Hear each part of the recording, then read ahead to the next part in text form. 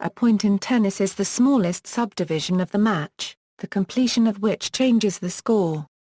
A point can consist of a double fault by the server, in which case it is won by the receiver. Otherwise, it begins with a legal serve by one side's server to the receiver on the other, and continues until one side fails to make a legal return to the other, losing the point. 4 points win a game, counted as 15, 30, 40. A game must be won by at least 2 points. Play of a single point, the players stand on opposite sides of the net. One player is designated the server, and the opposing player is the receiver. The players alternate serving from game to game. From point to point within a game, the server alternates between the right and left sides of his end of the court. At the start of each point, the server stands behind his baseline, between the center mark and one of the sidelines. The receiver may stand anywhere on his side of the net, usually behind the diagonally opposite service box, the target for the server's ball. A legal serve is any serve which does not fault. A fault occurs if the ball is touched by anything other than the racket, between the time the server throws the ball into the air to serve it and the time at which it lands in the designated service box. Service faults are also incurred for missing the ball, stepping across the baseline before striking the ball, and walking or running while serving. 2 consecutive faults result in the opponent winning the point. The receiver must allow the serve to bounce once before returning it, or they lose the point. If the ball touches the net on an otherwise legal serve, the serve is retaken, without being counted as a fault. If a legal serve is made, the players then alternate returning the ball from their side of the court to the opponent's.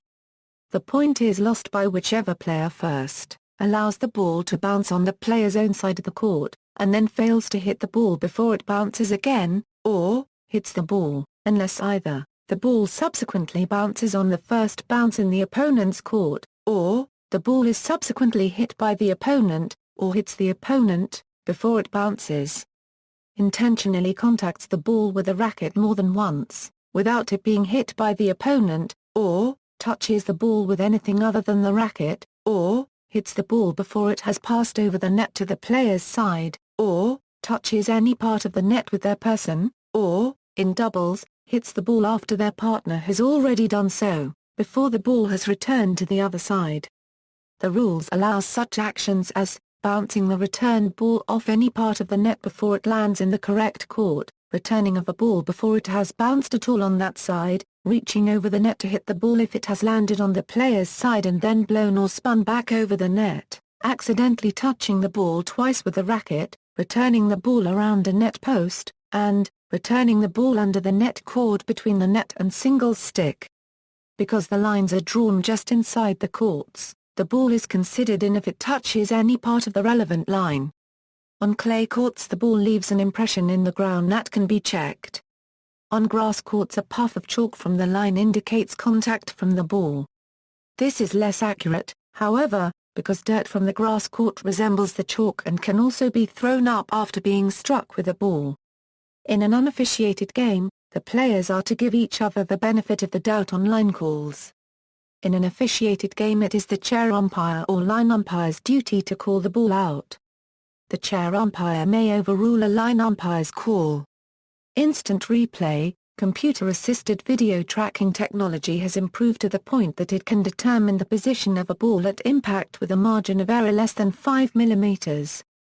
Accordingly, starting with the Nasdaq 100 Open in March 2006, most top-level tournaments allow systems such as Hawkeye to be used to settle disputed line calls. Players are allowed to appeal to Hawkeye on disputed calls with a limitation: they lose the privilege if the appeal goes against them 3 times per set, with one more challenge allowed during a tie-breaker. In the 2006 Nasdaq 100 Open, challenges by men were upheld 38% compared to 27% for women. At the championships, Wimbledon 2008, in the men's singles, challenges were successful 29% of the time with an average of 6.6 challenges per match. In the women's singles, challenges were successful 20% of the time with an average of 3.8 challenges per match. 1.